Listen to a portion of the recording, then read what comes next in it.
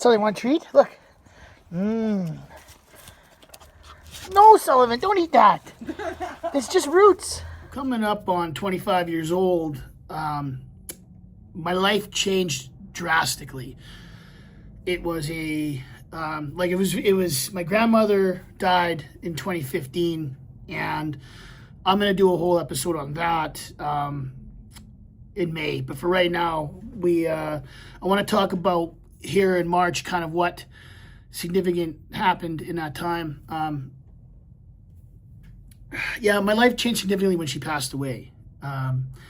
She raised me up until I was in junior high, and then I split time between my dad and my stepmom house and her house. But she, for all intents and purposes, raised me since I was 4 years old.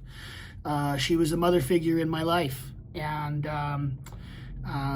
her and my grandfather. And then when my grandfather passed away, my uncle in the late 90s moved in to help take care of him. My grandmother was the kind of woman that never lived on her own. You know, she was born in the 30s, grew up through the Depression or whatever, and she just never lived on her own. It wasn't what she did. And she didn't like going out of the house. She was agoraphobic in many ways. I mean, we're all very anxious on the Dialer side, or, in this Dialer family here. Anyways, Hambly was her last name.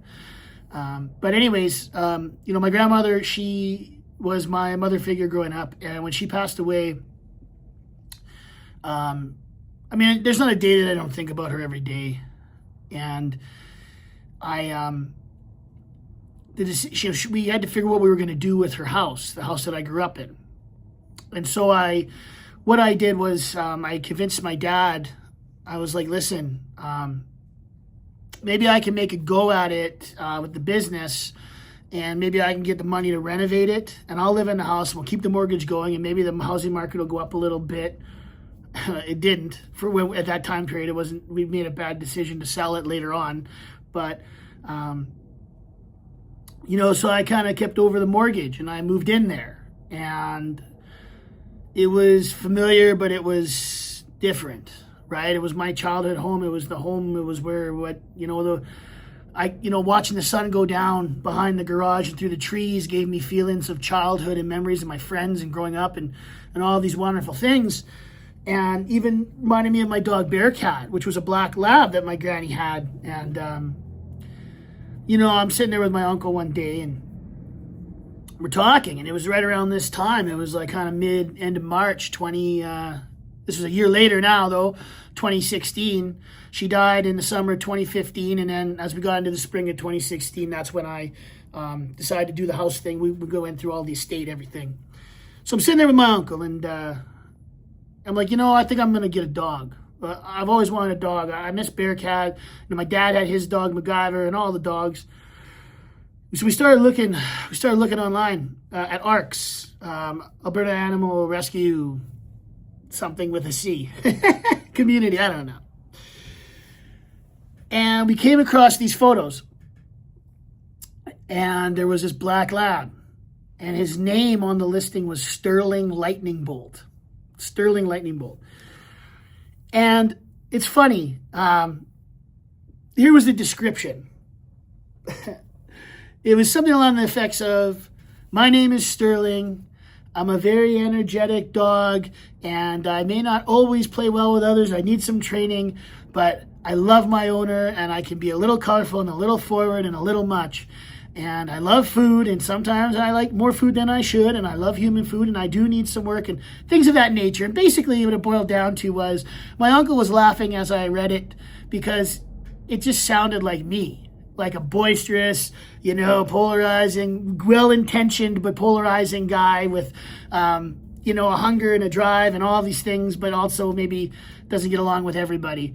And that was me in a nutshell, and that was Sterling in a nutshell. And so we went out, we drove out, we made a thing, drive out. And today's the day. It is March 28th. I don't know if you can see that. My wrist is, okay, whatever. March 28th, 2026. 10 years ago today, we drove out to Red Deer, to the foster home. And we went and we met Sterling. And he was incredible. I have a photo of that day. And he just I kneeled down, and he sat up and leaned on me like he always would lean. He always leaned on people. He's so happy. He's like, his beautiful eyes. I mean, his beautiful eyes.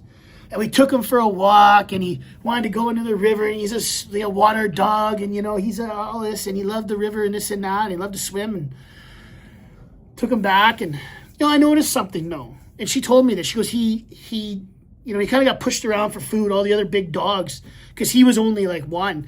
And all these other big dogs, the foster, they're pushing him around. He kind of had to fight for his food, and I noticed that right away. And, and then she told me stories of how this needs to be his forever home. He's been rehomed twice.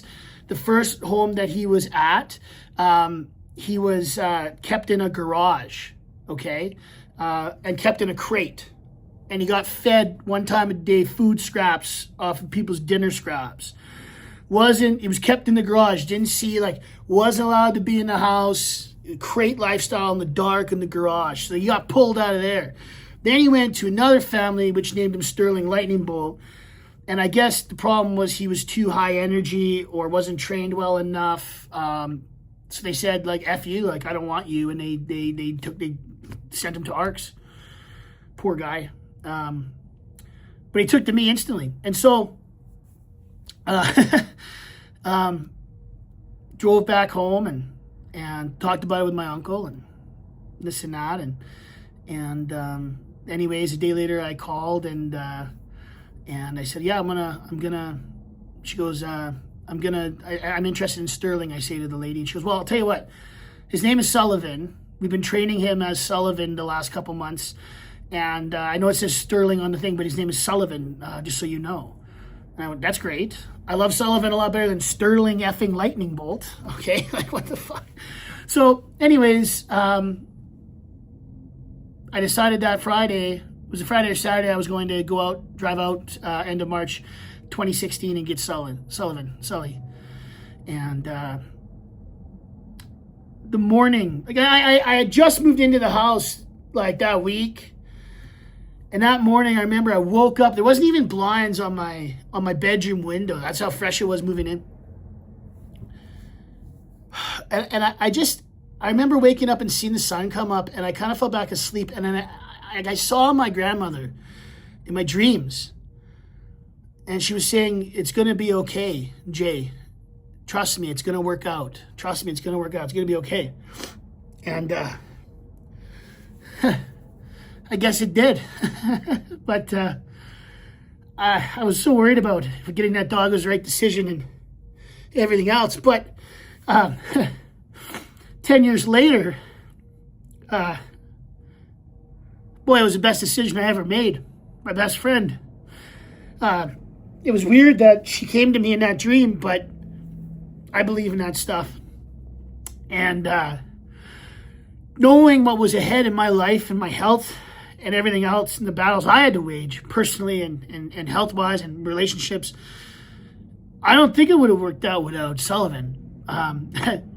So I took that photo summer 2016 and there's at the yard, Granny's yard he used to play in, and I'll show you that photo. But I took this in that yard, Granny's yard. I got a bunch of reflections going on here. Oh well, but there we go. This is a beautiful photo. This photo got onto the cover of the feature photo in the Times-Picayune for the New Orleans Saints, top Saints fan dog photo. But yeah,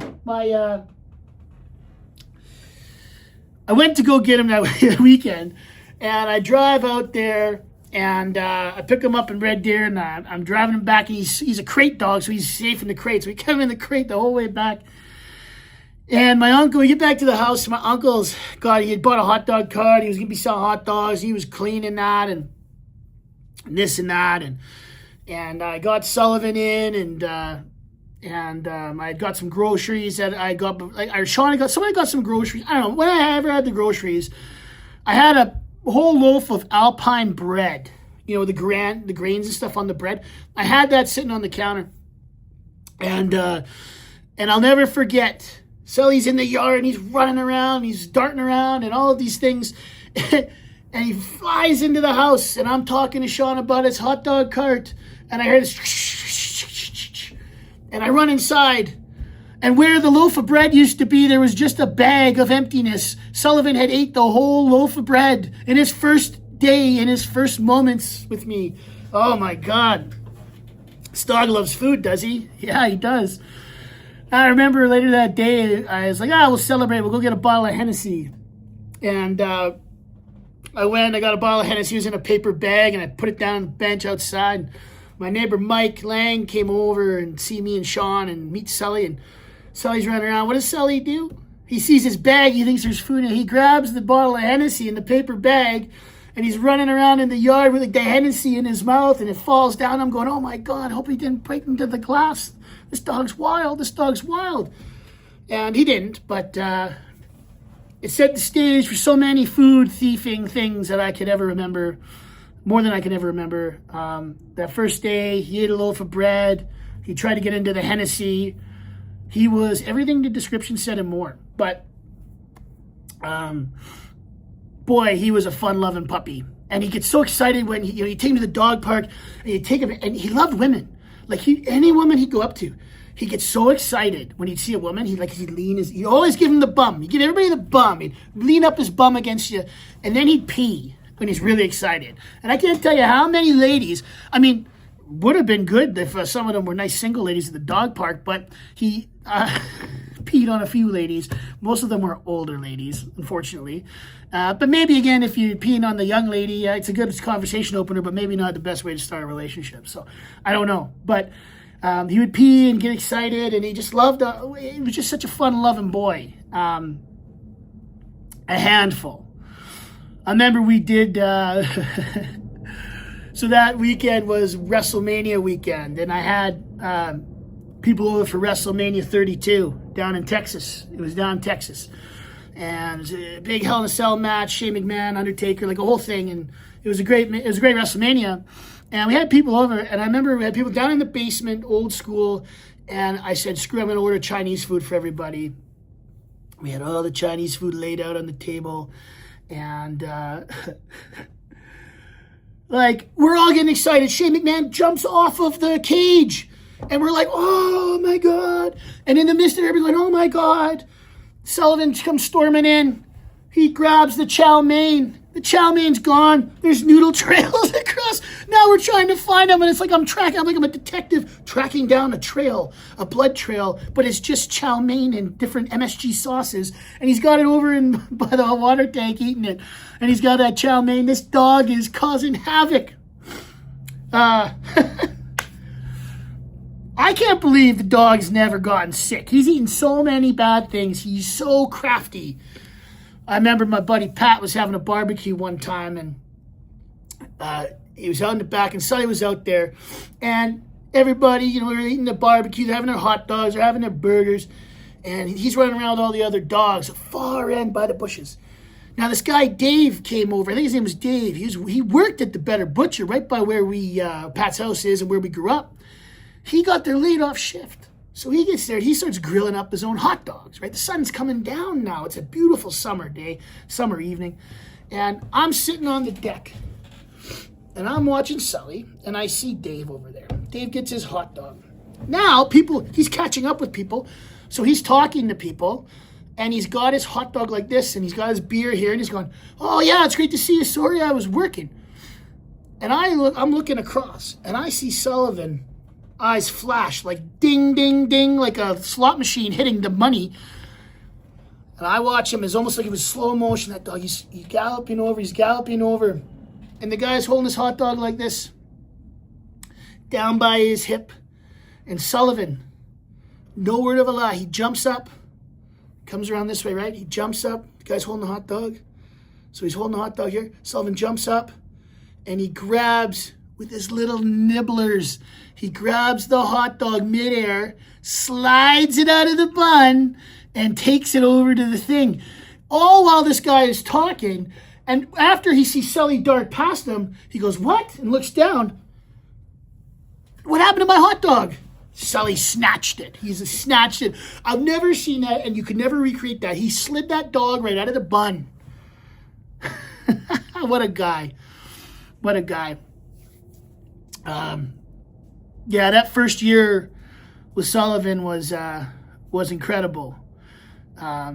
Just learning to be like having a dog and having your dog. Like, I mean, I have 10 years of this, and there's like so many more videos I'm going to do. Like, this one's already long enough. But this is like Sully Begins video, and it's a very important video. You know, someone's calling me in the middle of this, but this is a very important time in my life. And, you know, I guess the big thing is I learned with Sully, which I love Sully, he's so entertaining, but he truly became my best friend.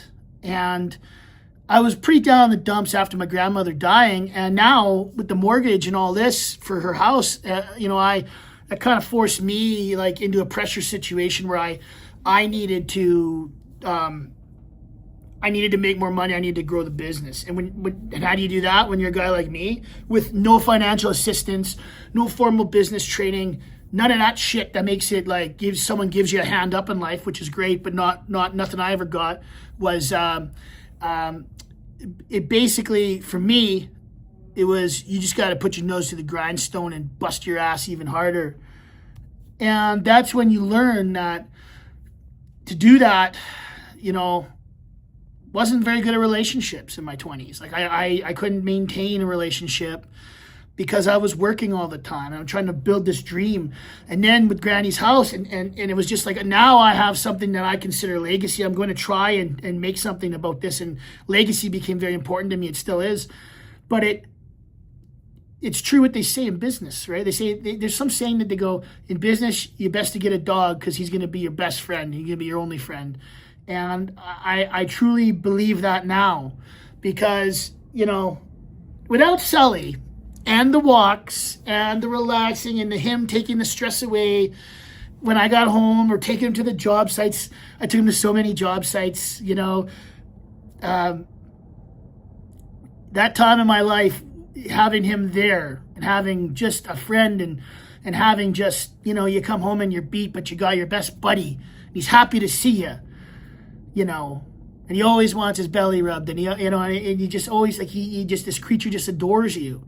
And I can't imagine anybody that would have rehomed him twice. Vile people, bad people, people that should never have a dog, people that don't know what having a dog is. Vile people. But I tell you, that first year was so important, and he got me out of a funk. A lot of guys, when they hit their mid-20s and their family starts to die and life starts to change and it gets harder, it can really, you know, a lot of times it goes bad. And there's a lot of male depression and stuff out there that people don't talk about, but I was in a bad spot with Granny dying, and I mean, it was tough. It's like losing your mother, right? And boy, did he ever dig me out of it. And I mean, fuck, I remember me and Sean bought him a pool because he loved water, but I don't know how to swim, so I couldn't. When I take him to the dog park, he'd try and get into the river, but I couldn't. He wouldn't get out of the river, and I don't know how to swim, so I couldn't get him. So I remember me and my uncle got a pool and filled it up with water, right? And it was filling up with water, and I'm like looking at Sean, we're having a couple beers, backyard beers on the porch, and all of a sudden, like, I'm saying to Sean, I'm like, is that pool filling up? It feels like it's not filling up. What's going on? Like, Sully's in there, but like, what the fuck? We go over. Sully, he scratched out the middle of the pool for some reason. He wanted to dig out the pool. He was so happy. The water was just draining out into the area. I love that. And he was so happy when it happened until he realized I turned off the water and all the water went down. And then he's like, oh no. And he went and sat out and looked at the alleyway because he was depressed. The boy was depressed. Oh my God, he lost the freaking pool. Lasted a day. He was ready to get some Hennessy and a loaf of Alpine bread. Oh yeah. We had such a good time. I remember one time too, that first year, my friend Joanna, she was having a house party and I went over to her house, and Joanna, you've seen the videos. Man, what a great worker. What a great person. Like, family, right? And I think Footy was with us too. I can't remember. But I went over to his house party, and I don't smoke weed, and never really have. I like my drinks, but I don't smoke weed. And at some point, some guy had something called Shatter. It was like a high THC weed, and I remember I was calling it cheddar or chowder. I thought it was called chowder or cheddar. That's the extent of my expertise. And I smoked some, and then I got really sick and dizzy, and I hadn't eaten all day, and I was like, ugh. And so I was like, okay, John, I gotta go. I hop in a cab. On the way home, I'm like, can you just take me through the McDonald's? I just got to get a double quarter pounder meal and then whatever. I remember I got home. I started sipping the Coke on the kitchen table. The kitchen table's right there still, actually. I brought it with me. It's my one last thing from the house. But I remember going, whoa, this is like, I can't do this. So I pushed the burger over, pushed the fries out, and I pushed the drink out. Like, Sully's not going to be able to get up on the table. And I go to bed. And I get up the next day, and I'm hungry because I hadn't eaten all day the day before. And I'm like, oh, I'm just going to eat this McDonald's burger. And don't lie, you've left your burger out, your McDonald's out overnight at some point in your life. Who hasn't? It's not going to go bad anyways. Almost tastes better the next day. But anyways, I go and I sit down, looking at the box. And I'm like, how messed up was I? I'm like, the box is like mangled, right? I'm like, wait, but it's closed. Yeah, I open up the box, and there's no fucking burger in there. Look at the fries. There's no fries there, and I know I didn't eat them. I know for a fact I didn't eat them. But I'm going like, did I eat these fries? Did I eat this burger? There's no way, no way. And I started to think about it, and Sully's nowhere to be found. If I'm about to eat something, Sully's on me. He's on my 6. I'm like, this guy. I go see him. He's hiding around the corner, and he's looking at me with those eyes, wagging his tail. How you doing, Dad? How you doing? Oh, you knew there was no food there, did you? I wonder. I don't think I mangled it. So the only thing I can surmise is this guy in the middle of the night was able to get up on the table. And he was pretty good. I learned he was pretty good at doing this. I didn't realize he was still learning him. But he got up on the table, and this dog was able to open up that fucking box and eat that burger, and just probably by sheer luck, the burger lid closed back down. But I mean, what a trip, man. I'm like, did I eat the burger? I didn't eat the burger. And now why wasn't Sully there trying to get the burger? Could it be because he was the one who committed the crime and he knew there was no burger to be had because the burger had already been had in a very delicious midnight snack? I think he knew. So many good times. But closing up this video, because, I mean, there's going to be so many. I mean, honestly, lessons from the lawn. This one's more of a Sully starter. And it's just one of the biggest things in my life was the companionship of trying to do this on your own, and how important Sullivan has been in my life. This past year, he almost died, and he could have died, and he had a stroke, and he had a big tumor taken out.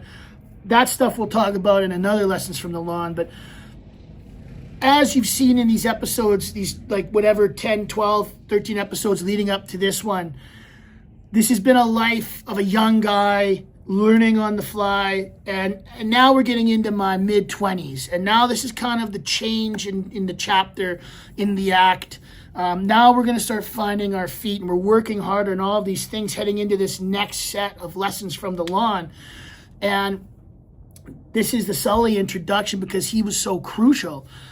He was so crucial in this, and so many stories, and he's on job sites, and during COVID he's on frickin' school job sites, and so many great things.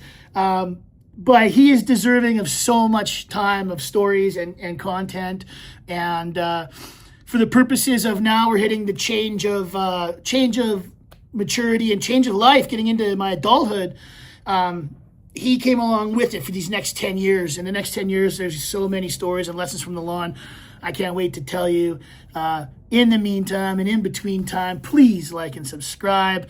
This is the Sully introduction, and we'll see you down the road as we start talking about some real serious lessons from the lawn. In my 25 to 35 range, we're probably going to really focus on those years, 25 years old to 30, right? Getting to the point where we're ready to explode during COVID and hit our first 1 million square foot season. We're going to talk about all that, what all that meant, how we got there, all of the in between. And if you're not looking at the other series, watch the other series, because we've got a bunch of great series. I'm doing a series on the go food reviews. That's blue collar lunch reviews. If you're in the truck and you got to stop, get a quick lunch in a job site, I'm reviewing those. We've got project highlights. We've got tons of shorts and reels that we're doing that just show little highlights of what we do. And then, of course, we're going to be doing a complete series on how to use these tools. And I kid you not, using the right tool for the right job on a hand tool basis for anybody doing their own landscape project is so key. And so you got to check that series out as it drops. My goal is to give away as much information as I can about this journey, what I've learned, how I can help, and provide some perspective. It's my story as I know it. And it's been real fun looking back. I can't wait to look back even more. More photos and videos now to add to the videos, so I'm really happy with that. And 10 years ago today, when I saw this guy, and 10 years ago today, everything was going to be all right. I guess it worked out, eh? I'm Jason Dyler. My name is Jason Dyler. I am the Sod Father. We are the gold standard in green. Thank you for watching. Like and subscribe. See you on the next one.